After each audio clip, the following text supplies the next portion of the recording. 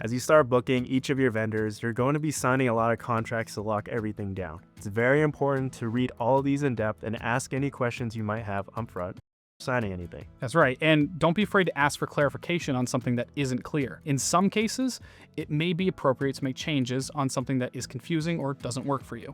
But just keep in mind, most sections in contracts stem from poor previous experiences those vendors may have gone through in the past. So before you ask for something to be removed from a contract, start by asking why it's there in the first place. A contract with no problems is a contract that is well discussed. In most cases, you'll also be expected to make a non-refundable deposit with each of your vendors in order to lock in your date. This is normal. Vendors spend all year turning away business from other couples with the expectation that they'll have guaranteed work with you. But if something happens and you decide you no longer need them, they aren't now being stiffed out of their expected income. Exactly, and this works both ways. By taking a payment and promising to provide you with a service, they are creating a legal agreement that can be enforced.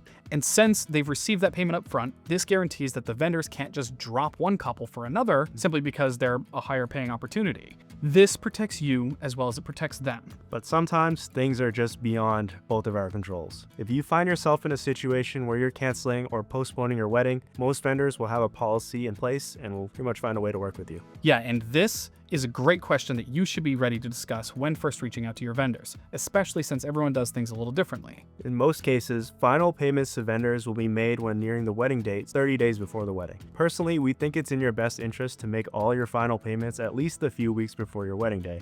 The last thing you want to do is worry about cutting checks when you should be out celebrating on the dance floor. Now, finally, when you book your photographer, you'll want to discuss setting up a date and a time to do your engagement shoot. Some photographers will also have packages that include the engagement sessions, and taking advantage of this is highly recommended. Not only does this give you a chance to work with your photographer and build a relationship before the wedding day, you'll also end up being able to use those engagement session pictures when creating your invitations or, decorating the venue space. A lot of people like to do framed pictures of the couple throughout the venue. If you have any questions about the material covered in this video, feel free to post those right in our private Facebook group or email us directly at support@wedeverything.com.